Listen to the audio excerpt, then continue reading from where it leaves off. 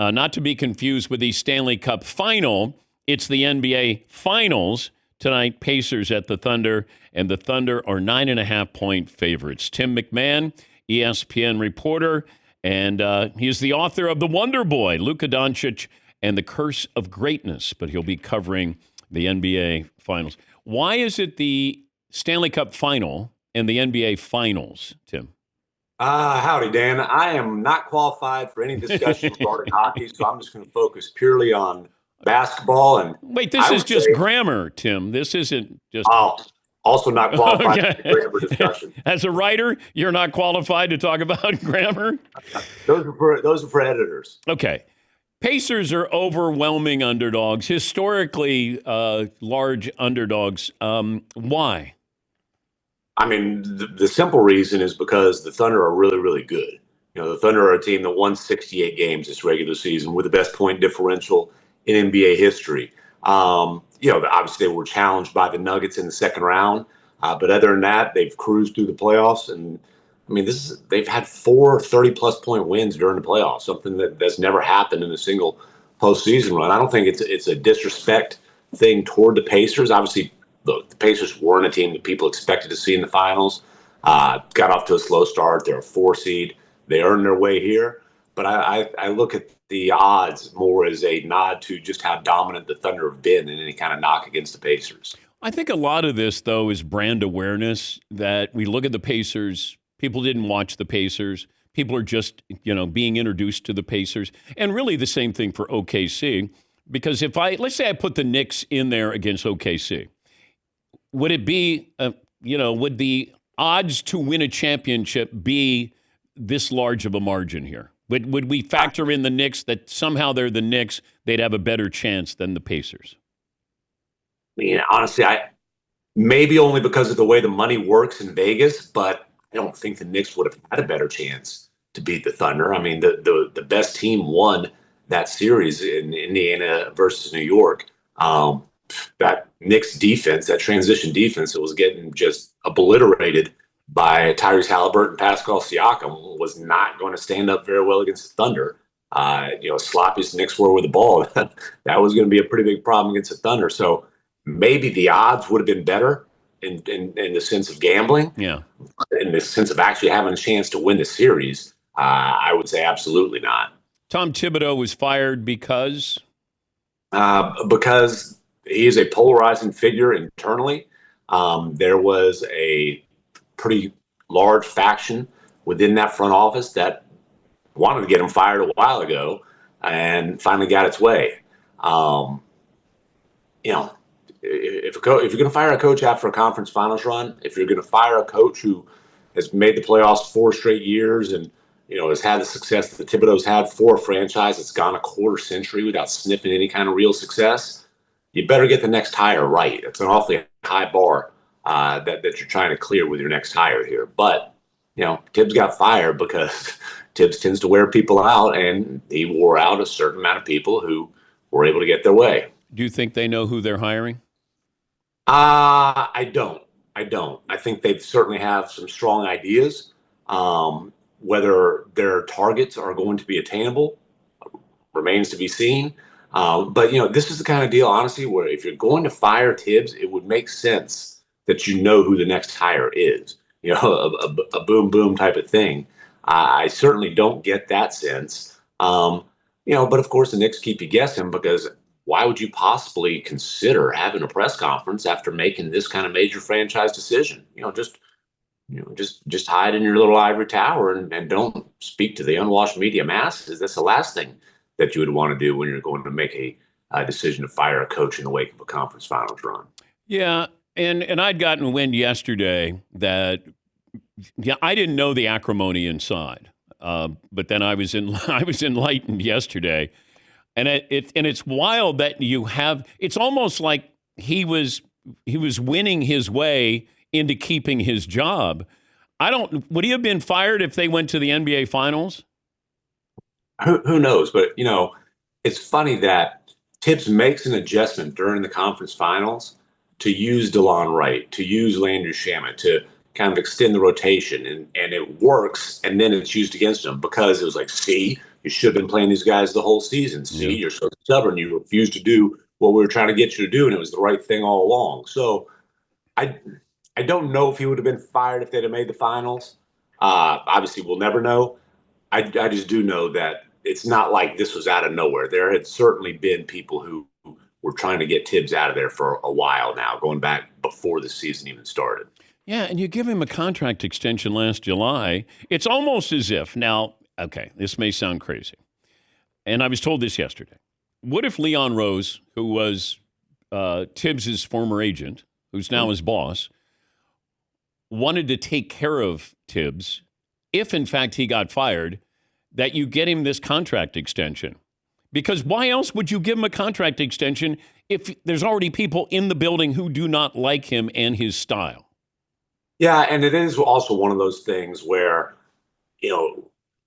when a coach is going into the last year of his contract, you either extend him or fire him. That's just kind of the way it is in the NBA. You can't have, or you can, but it's a really bad idea to have a guy that everybody knows is a lame duck as the head coach.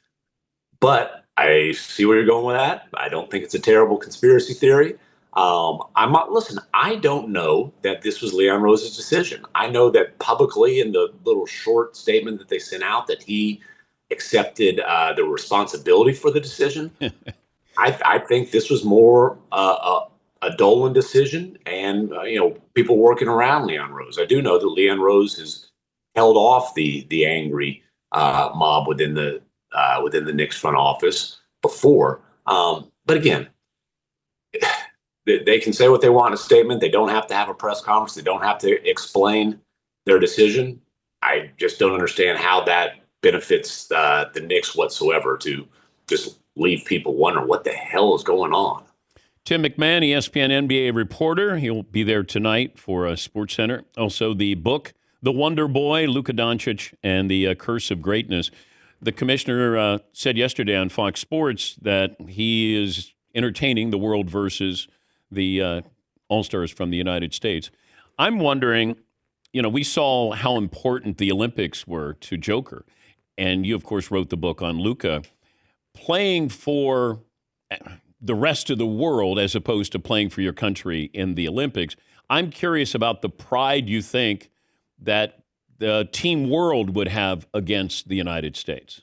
Yeah, and this is certainly a way that they're trying to make the All-Star game more competitive. I can see that, but look at the All-Star rosters from last year. Is it going to be 18 on 6? Or are you just going to say, hey, sorry, Americans, but there's going to be 12 international All-Stars regardless of qualifications. You get 12 spots for the Americans, 12 for the world. And look, obviously the top-end talent, you know how many straight MVPs have been won by international players. There's no question that there are, a handful of international superstars. But I think this idea is half-baked if it's got to be even international versus world, regardless of who actually earns a trip to the All-Star game. Well, it might be half-baked, but I know that the current format isn't baked at all. It doesn't even get in the oven. Like at least okay. I'm preheating here for something. Yeah, and then you get into the discussion of, okay, is the All-Star game to honor the best players in the league that season, or is it an entertainment showcase? It's funny. I feel like the NBA All-Star game is the only one that people really whine and cry about the competitive nature. Like, what I don't even know what they're doing in the Pro Bowl now. Is it like flag football or something? Like, seriously, I don't know, but nobody cares, right? This idea that it's some kind of a crisis because guys aren't diving on the floor for loose balls during the All-Star game. I don't really understand it. Then again, I'm a guy who I cash in my airline miles and hotel points to take my wife on vacation every All-Star weekend. So what do I care? Okay, but do you think that if Kobe was playing or Mike was playing or Larry Magic playing today, would the All-Star game look the way the All-Star game looks? I mean, it's a fair point. I just think it gets way too much like attention and concern, and like there are bigger problems in the NBA than, hey, the All-Star game is just guys like dunking the ball and jacking up 40-footers. Like, to me, if we're worried about the competitive nature of the NBA, let's start with the fact that even though you've flattened the lottery odds and it blew up in some teams' faces, that you've still got Tankapalooza down the stretch of a regular season. I'm much more worried about the competitive nature of March and early April basketball than I am some weekend in a random city in February. I was watching you guys on the podcast yesterday and the Hoop Collective, and you guys were talking about Utah, where Danny Ainge's son is now going to run the Utah Jazz. And, he spent, 14 years with the Celtics. But he was asked about, basically, are you going to tank, this upcoming season? He said, no, not this season. As if it probably happened last season and it just didn't work out. So he's kind of admitting, I think they tanked last year, but we're not going to tank this year. Well, I mean, I think it's going to be hot in Texas this summer. I'm going to go ahead and admit that. Some things are just plain as day. They absolutely tanked last year. And what Austin Ainge said, I don't have the exact quote in front of me, but basically what he said is we're not going to be manipulating minutes to lose games this year. They're not going to be inventing injuries. I mean, their injury report, if you opened it up on your phone, you had to scroll down a few screens on a regular basis. It was ridiculous. And they were fine for tanking. Like, they blatantly tanked, got the worst record in the league, and ended up in the most likely scenario, which was the 5th overall pick, which was both the worst case and most likely scenario. And then you get into, I know within that franchise, there's discussions about, hey, the way we approach this season, like tanking, you hear the euphemism for player development, but what they did, you're stunning the growth of young players on the roster. Yeah. These guys need to be put in situations where they're playing to win the game. If you're trying to develop players, so you're just punting on the growth of, they had 7 guys under 23 years old. And then your odds aren't that much better for the number 1 pick than if you finish 6th or 7th or with a 6th or 7th worst record. Now, the wiggle room that he left is they're not going to do that, but let's see what their transactions look like. They just very well could have a roster next year going into it where, look, they're going to play as hard as they can. They're going to try to win games, and they're going to end up, 22-60 or whatever, be pretty close to the same situation. That, my guess is it probably ends up looking something like that. More likely the series goes 4 games or 7 games? I mean, I think that the data would tell you 4 games. I'm just going to say I don't think a Rick Carlisle team's getting swept. And, Rick Carlisle has outcoached a legendary coach in the finals before, a legendary young coach, right? A guy who became a legend. Eric Spoelstra's, that Miami Heat super team's first finals. The Dallas Mavericks did not have the better team. They were playing better at the time, but Rick Carlisle cooked up some magic during that series, and his coaching staff. But I'm just saying, I know that Mark Daigneault expects to have his hands full with the coaching matchup, and I think that is the Pacers' best chance to make this a real series. And I say that out of with a ton of respect for Daigneault, who's been a coach of the year, who's done an unbelievable job in Oklahoma City. But Rick Carlisle is as good as it gets in terms of game to game, even half to half in-game adjustments during the playoff series. How many Air Jordans did you pack? Let's see. I think there are 8 Jordans, some Air Force Ones, a pair of Blazers, and some good old trusty Stan Smiths just for the everyday kick run shoes. Also have some Sabrina ones, Dan. You'll appreciate this. We've got a pickup run here in OKC, a Friday night pickup run, and I'm told there will be another one in Indy. So I packed my Sabrina ones. I can't wear current NBA signature shoes, but I can certainly support the WNBA. We didn't play against each other, did we? I don't think you were covering the NBA when the Bulls in the 90s? No, I was playing high school basketball back then. Oh, because we used to play pickup and with the media. So I remember Jackie McMullen was on my team, and remember playing against Rick Bucher. And we'll have a pickup run. I also packed some Icy Hot, so we'll be ready to roll. Who is the best media basketball player? You're talking to him. No, I'm just kidding. There's Are you the Joker? Are you?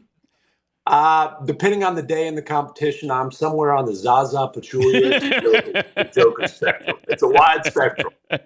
There's the pick and watch is certainly a big part of my game. Okay, all right. Where would Stephen A. Smith be picked if there was a media pickup game? I don't know. He's welcome to show up on Friday night and find out, though. I've seen the man take some jumpers in dress shirts, but I've never seen him play. He might not get picked. Oh yeah, he'd get picked. You He'd think? get Yeah. he'd get picked. Yeah. Yeah, I'll say you asked the best media guy.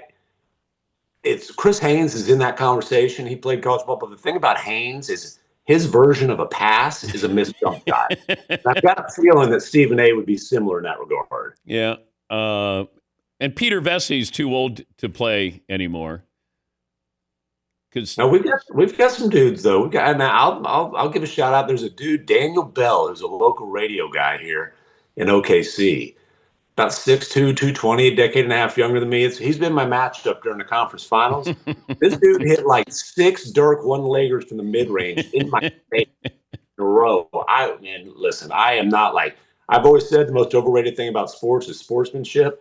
And if you watch me play old man pickup with my 2-inch vertical, it's reflected in my performance and my disposition. Can Brian Windhorst play? Windhorst, I think he's going to have movie night on Friday night instead of coming.